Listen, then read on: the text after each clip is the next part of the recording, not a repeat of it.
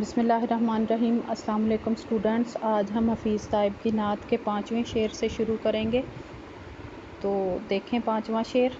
کارزار دہر میں وجہ ظفر وجہ سکون، عرصہ محشر میں وجہ درگزر خیر البشر۔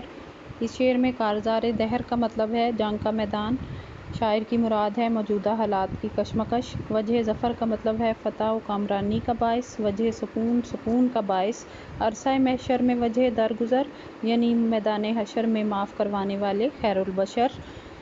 اس کا مفہوم دیکھیں اس شعر کا۔ حضرت محمد صلی اللہ علیہ وآلہ وسلم کی ذات اقدس اس بے قرار دنیا میں کامیابی کا سبب ہے۔ روز قیامت آپ صلی اللہ علیہ وآلہ وسلم لوگوں کی معافی کا ذریعہ بنیں گے۔ اور آگے یہ ریفرنس کے لیے جو آپ تشریح میں اشعار استعمال کر سکتی ہیں وہ دیکھیں۔ پہلا شعر، عقبیٰ کی منزلوں میں بھی وہ ہوگا دستگیر، آسان جس کے فیض سے کار جہاں ہوا۔ دوسرا شعر دیکھیں، دل جس سے زندہ ہے وہ تمنا تم ہی تو ہو، ہم جس میں بس رہے ہیں وہ دنیا تم ہی تو ہو۔ اس کے علاوہ یہ اس میں حدیث بھی آ سکتی ہے، حدیث نبوی صلی اللہ علیہ وآلہ وسلم۔ تو اس کی تشریح کرتے ہیں کہ شاعر حفیظ طائب اس میں کہہ رہے ہیں کہ آپ صلی اللہ علیہ وآلہ وسلم دنیا میں ازل سے لے کر ابد تک سبھی انسانوں میں سے بہترین انسان ہیں۔ آپ صلی اللہ علیہ وآلہ وسلم مصائب میں مبتلا اور وقت کے ساتھ ساتھ جنگ کی سی صورتحال میں مبتلا انسانوں کے لیے کامیابی کا سبب ہیں۔ آپ کی نظر کرم انسانوں کے ان مصائب کو ختم کر سکتی ہے اور انہیں مصائب کے ساتھ ساتھ جو جنگ کی صورتحال میں مبتلا لوگ ہیں انہیں فتح دلا سکتی ہے۔ آپ صلی اللہ علیہ وآلہ وسلم زمانے بھر کے لیے سکون کا باعث رہے اور آج بھی آپ صلی اللہ علیہ وآلہ وسلم کا ذکر اور آپ کی توجہ سے انسانوں کو سکون میسر آتا ہے۔ آپ صلی اللہ علیہ وآلہ وسلم کی نوازشات صرف اس دنیا تک ہی محدود نہیں ہیں بلکہ اگلی دنیا میں بھی انسانوں کے کام آئیں گے اور ان پر نوازشات فرمائیں گے۔ قیامت کے روز جب اعمال کا حساب کتاب ہوگا تو آپ گناہگاروں کی اللہ تعالیٰ سے شفاعت فرمائیں گے اور اللہ تعالیٰ سے رحم دلانے اور معاف کرانے کا سبب بن جائیں گے۔ یوں آپ صلی اللہ علیہ وآلہ وسلم دونوں ہی جہانوں میں ہمارے لیے رحمت ہیں۔ یہ شرف صرف آپ صلی اللہ علیہ وآلہ وسلم کو ہی حاصل ہے کہ اس دنیا میں بھی انسانوں پر مہربانیاں فرماتے رہے اور اگلی دنیا میں بھی ان پر مہربانیاں فرما کر ان کے لیے اللہ تعالیٰ سے بخشش کی سفارش فرمائیں گے۔ یعنی شاعر کے نزدیک آپ نبی محترم صلی اللہ علیہ وآلہ وسلم کی ذات نہ صرف دنیا میں بے کسوں کا سہارا ہے بلکہ قیامت کے روز میدان حشر میں بھی آپ صلی اللہ علیہ وآلہ وسلم اللہ کے آگے اپنے امتیوں کی بخشش کے لیے سفارش کریں گے۔ ایک حدیث مبارکہ ہے، یہ دیکھیں جو میں نے لکھی ہوئی ہے کہ قیامت کے دن نبی مکرم صلی اللہ علیہ وآلہ وسلم اپنے امتیوں کی سفارش کے لیے اللہ کے حضور سجدے میں گر جائیں گے اور اللہ تعالیٰ فرمائیں گے کہ اے محمد صلی اللہ علیہ وآلہ وسلم اپنا سر اٹھائیے، آپ جو چاہتے ہیں ہم وہ عطا کریں گے۔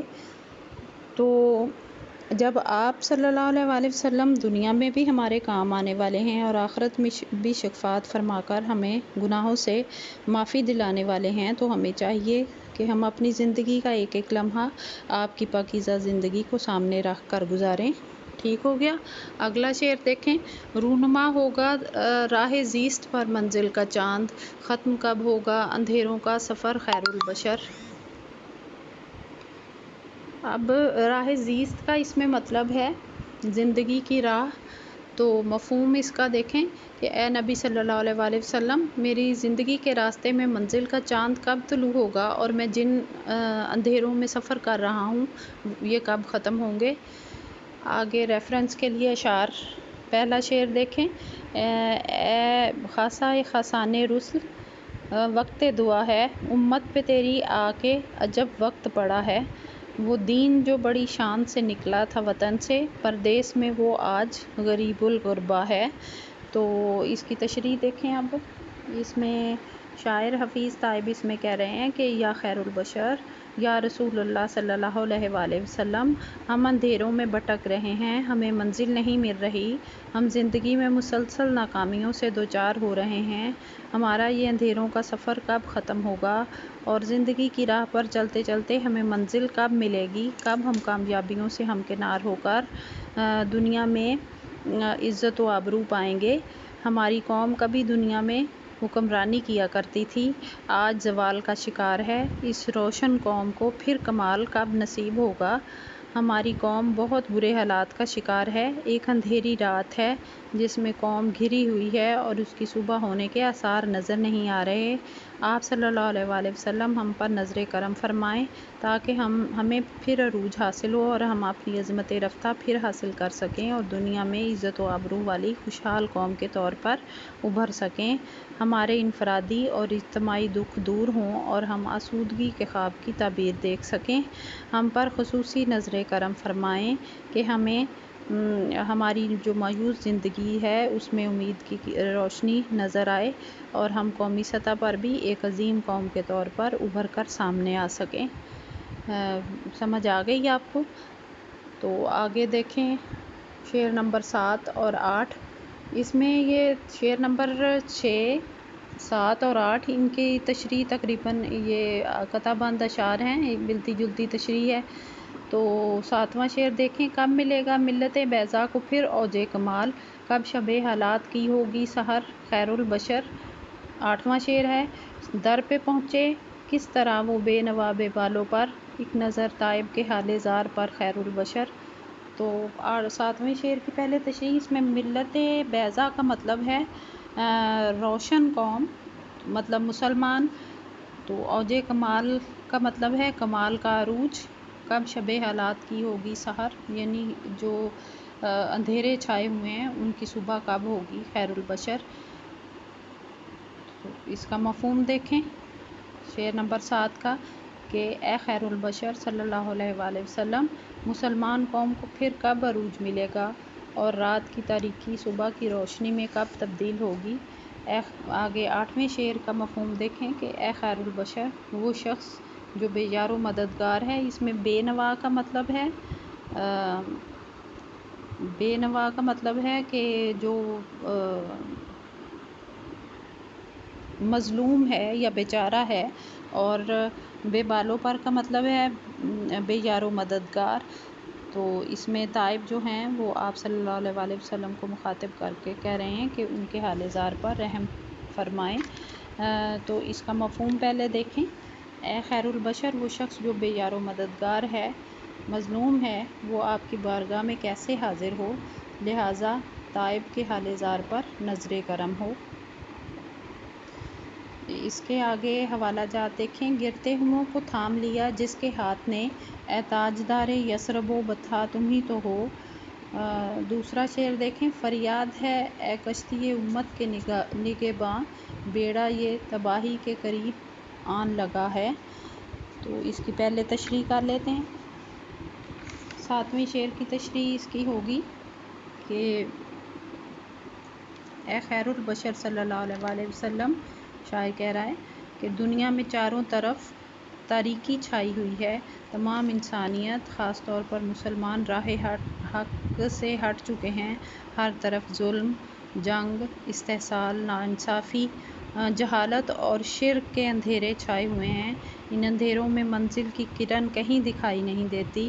تو شاعر نبی مکرم صلی اللہ علیہ وآلہ وسلم سے سوال کرتے ہوئے کہتا ہے کہ اے نبی صلی اللہ علیہ وآلہ وسلم، ان مایوس کن حالات کے چہرے سے کب پردہ ہٹے گا اور جہالت اور ظلم کی تاریکی میں علم اور امن کی شمع کب روشن ہوگی؟